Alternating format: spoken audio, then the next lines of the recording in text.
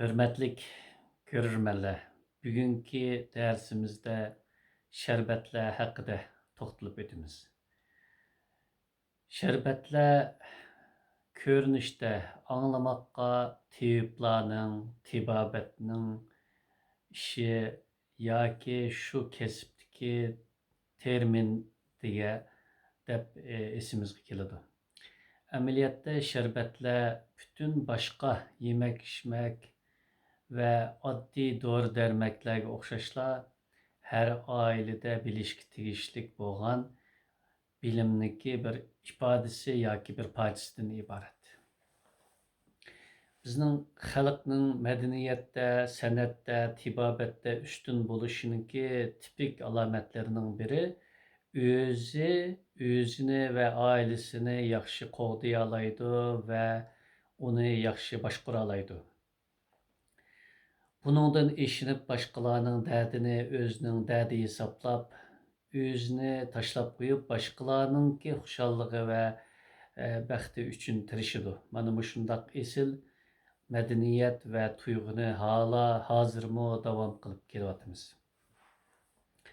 Bu sharbatlar masalasidami yana o'zini tunish, o'ziga ega bo'lish, o'zini tanishishni bilish, qisqacha özünü biliş degan büyük bir fen texnikini, büyük bir ilimni saqlab kelyapmiz. Haddini bilish, özünü bilish her kimge nisip bo'lgan, her milletge layık bo'lgan bilim emas. Bu o'tmishida iqtisodda, madaniyatda, bilimde yuqori ketgan millatlarda ko'riladigan üstün bir yaşaş usulü ve düşünce usulüden ibaret.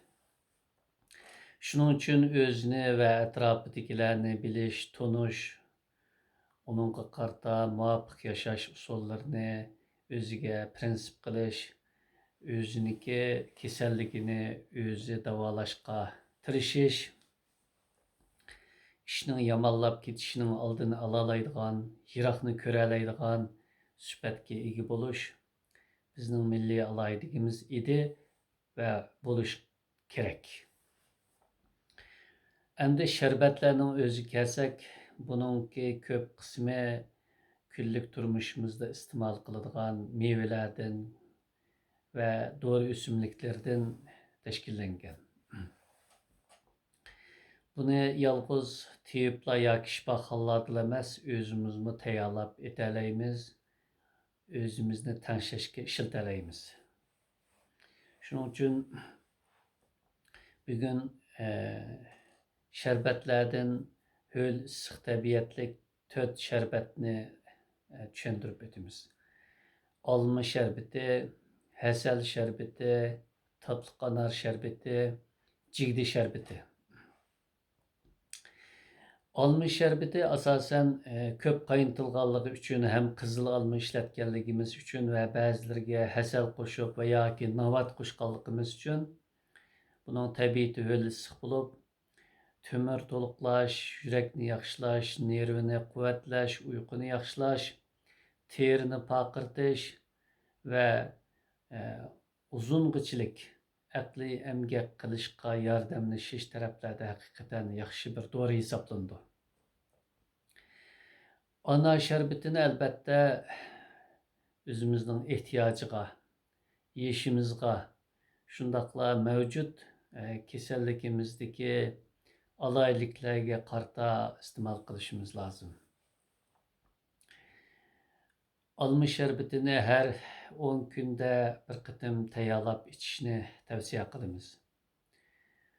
Endi hasal şerbeti, hasalni qaynatib, ko'pigini ilib, mümkün bo'lsa onunğa pilg'ozini oldin chilab qo'yib, pilg'ozning suyini qo'shib yoki ozroq navat bilan qaynatib tayyorlaydigan esil yemeklik ve doğruluk şerbetten ibaret. Hasaldaki mol aminokislotalar ve minerallar Şundaqla həsəlnin qıldam tomirlarını içiş, moddalarını sürüş və parçalaş qatarlıq alaylıkları bilan həsəl asasən yürək qıldam tomirləri, miңa tomirlarini içiş, yürekni güçlendiriş, ruhni quvvetləş, put-qo'lga issiqlik və kuch berish, uzun mezgilgacha aqliy emgak qilishga yordamlashish qatorliq jihatlarda bumi o'xshashla qimmatlik yemeklik və dori hisoblanadi.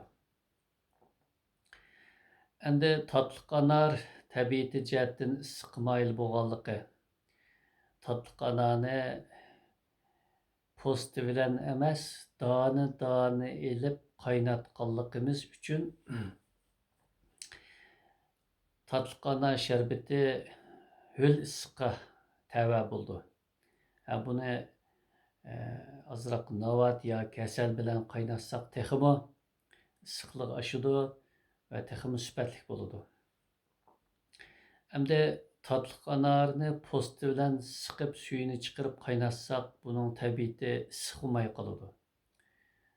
Buning posti shundaqla orliqdagi pardalarning sovuq ta'siri tufaylidan höl issiq bo'lish ehtimolligi tuvallaydi. Shuning uchun tatliq anarni japa bo'lsimi dani elib dakidan o'tkazib, siqib o'tkazib shu şekilde veya ki navat yoki hasal qo'shib qaynatsak höl issiqlik maqsadimiz va niyatimiz amalga oshadi. Anarniki achchig'ini yoki chuchmalini qancha qaynatsakmi u issiq tabiatlik sharbat bo'lolmaydi.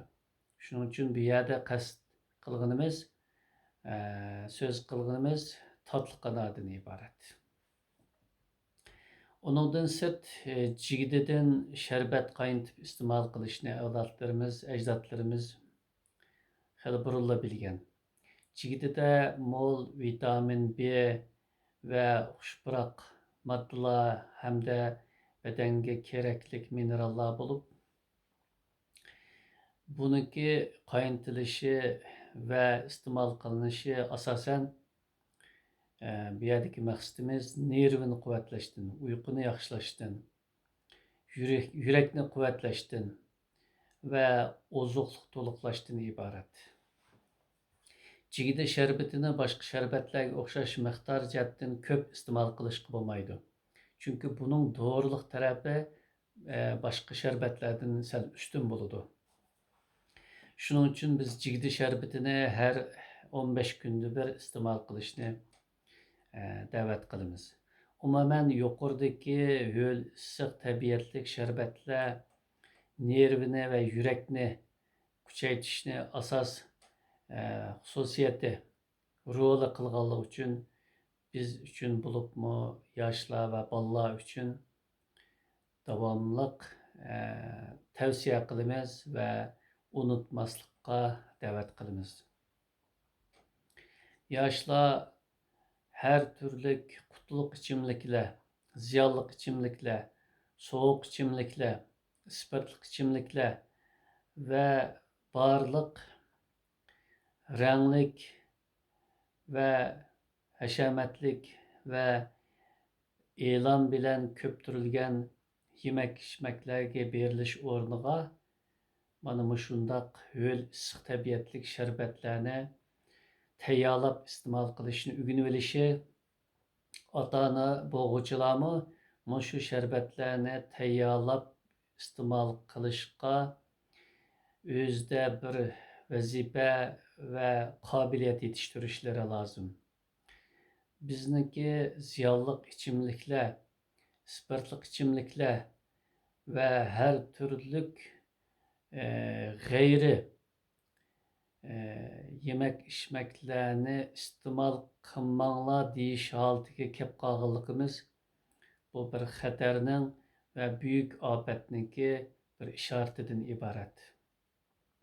Shuning uchun yemek içmeklerini nomus, iffat va g'urur darajasida ko'rishimiz, bizga muvofiq kelmaydigan yoki iste'mol qilmanglar deyilgan narsalardan uzoq turishimiz, o'zimizda bor yemak-ichmak odatlarini va qonuniyatlarini qazib chiqishimiz, joriy qildirishimiz, davom qilish orqali o'zimiz o'z bo'lishimiz lozim.